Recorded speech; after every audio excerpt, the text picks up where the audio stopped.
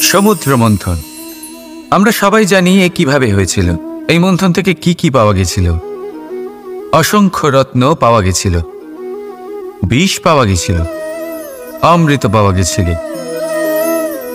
ঠিক সেইভাবেই আমাদের ভেতরেও একটা বিশাল সমুদ্র রয়েছে, যাকে আমরা নাম দিয়েছি মন।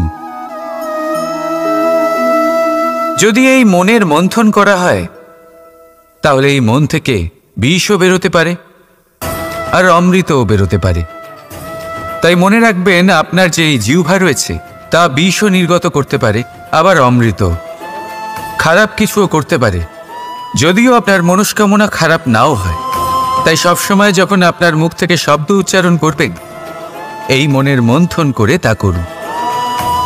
আর আমার সাথে ভালোবেসে বলুন, রাধা রাধা। আপনি কি কখনো শুনেছেন হরিণ সিংহের থেকে পালানোর বদলে তার সাথে লড়াই করেছে? হরিণ সিংহকে আক্রমণ করেছে, কখনো শুনেছেন? কখনো না। কিন্তু এরকম হতেই পারে, এরকম হয়েই থাকে। আর এটা তখনই হয় যখন হরিণের শাবক বিপদে পড়ে। যখন তার সিংহের কবলে পড়ার ভয় থাকে, তখন হরিণীও এসে সিংহের সাথে লড়াই করতে থাকে। কারণ সে একজন মা, আর মা তার সন্তানের জন্য সব কিছু করতে পারে। এ হলো মায়ের স্নেহ, যেটা যত নরম হতে পারে ঠিক ততটাই কঠোরও হতে পারে। আর তার সন্তানের মঙ্গলের জন্য সে ক্রোধের সমস্ত সীমা পার করে তার সন্তানকে রক্ষা করেই ছাড়বে। আর সেই জন্যই তো মাকে সন্তানের জীবনে সব থেকে বড় ঢাল বলা হয়। এই মাকে আমার শত কোটি প্রণাম। রাধা রাধা। একে চিনতে পারলেন? একে কুঠার বলা হয়। আপনারা জীবনে কোথাও না কোথাও কোনো না কোনো রূপে এটা দেখেই থাকবেন। একটা ব্যাপার নিশ্চিত, এই কুঠার ছাড়া কোনো বৃক্ষকে কাটতে পারা সরল নয়। এবার আপনি কখনো এটা ভেবেছেন, এই কুঠার এর এই অংশ, এর মুখটাই যদি না থাকে তাহলে কি হবে? এ শুধুমাত্র কোনো বৃক্ষই নয়, তার কোনো ডালও কাটতে সক্ষম হবে না। এবারে ভাবুন, এই শুকনো কাঠের হাতল এ আমরা কোত্থেকে পেলাম? কোনো এক বৃক্ষ থেকেই।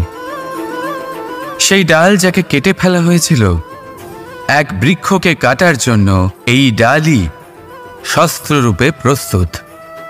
আমাদের জীবনে আমাদের প্রিয়জন, আমাদের আপনজন যখন সময় কখনো কখনো তাদের সঙ্গ না দেয়, যদি তারা দৈন্য দশায় থাকেন, তাহলে তাদের সঙ্গ কখনো ছাড়বেন না। ওনাদের প্রয়োজন শুধুমাত্র মনোবল। তা তাদের দিন। তাদের সাহায্য করা আপনার কর্তব্য। হয়তো তাদের সাথে থেকে আপনার কোনো লাভ হবে না, কিন্তু তাদের দূরে থাকাতে আপনার ক্ষতি অবশ্যই হতে পারে। সর্বদা সাহায্য করুন। সঠিক সময় আসলে তা আপনার সহায়ক অবশ্যই হবে। রাধা রাধা।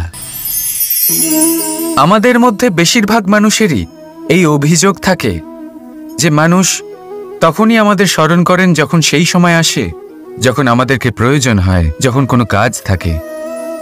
যখনই এই সময় পেরিয়ে যায়, তাদের কার্যসিদ্ধি হয়ে যায়, তারা আমাদের থেকে দূরে চলে যান, ভুলে যান আমাদের। এবার এই বিষয়ে ভেবে খারাপ অবশ্যই লাগে। এই পরিস্থিতিকেই অন্য এক দৃষ্টিভঙ্গি দিয়ে দেখার চেষ্টা করুন।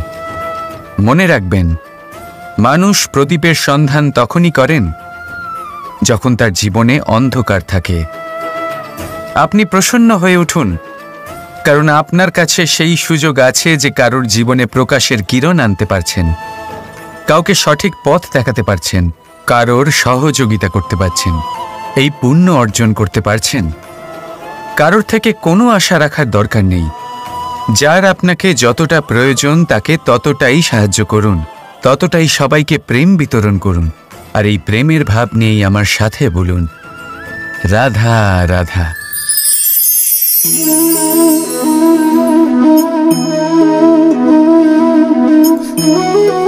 এই শুকনো পাতা দেখতে পাচ্ছেন? এটা কখনো গাছের ডালে ছিল, সবুজ তরতাজা, বৃক্ষকে পুষ্টি দান করত। কিন্তু যেই এটা শুকিয়ে গেল, যেই ও পুষ্টি সরবরাহ করা বন্ধ করে দিল, ওকে ফেলে দেওয়া হলো। এবার আপনি বলবেন, এটাই তো হলো সত্যি, এটাই তো হলো সংসারের তিক্ত সত্যি। এই সংসার ততক্ষণ পর্যন্তই আপনাকে নিজের সাথে রাখবে যতক্ষণ আপনি নিজেকে উপযুক্ত বানিয়ে রাখতে পারবেন। আমি এটা বলবো না যে এটা হলো মিথ্যে, কিন্তু এটা অবশ্যই বলবো যে এটা সম্পূর্ণ সত্যি নয়।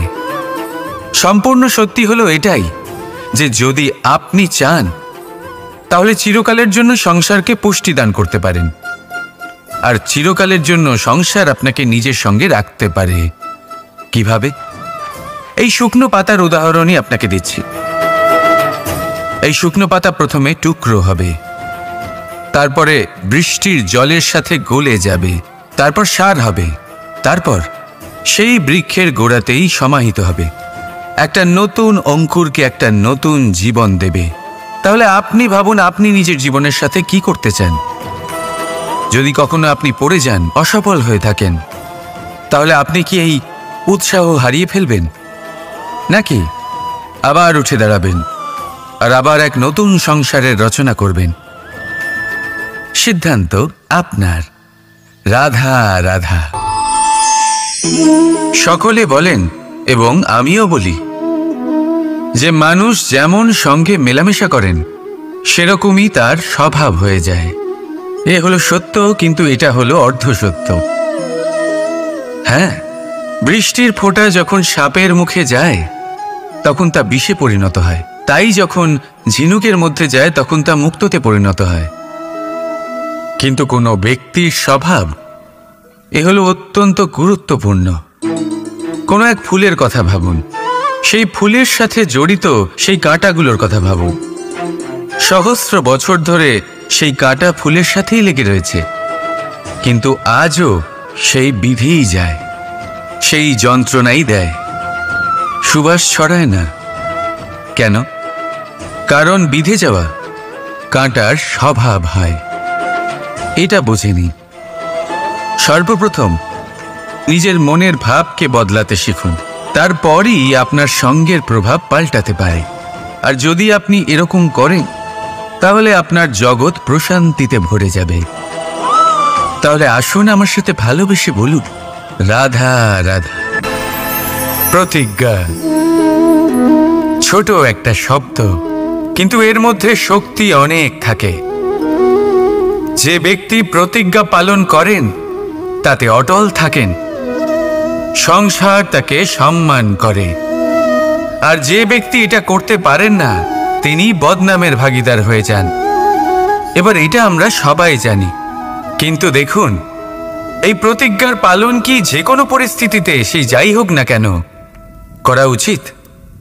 অর্থাৎ সংসার এদিক থেকে ওদিক হয়ে যাক, কিন্তু আমি আমার প্রতিজ্ঞায় অটল থাকব, এটা কি উচিত?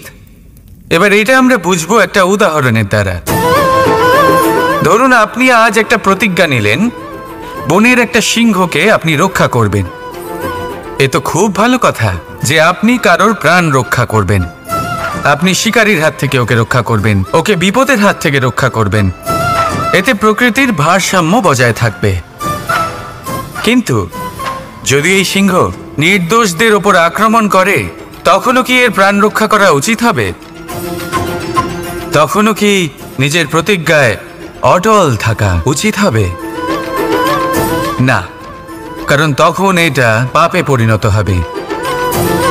কোনো রকম প্রতিজ্ঞা, কোনো রকম প্রতিশ্রুতি যদি এই প্রকৃতির ধ্বংসতে সহায়ক হয়, যদি ভারসাম্য নষ্ট হয়, তাকে ওখানেই ভেঙে দেওয়া উচিত।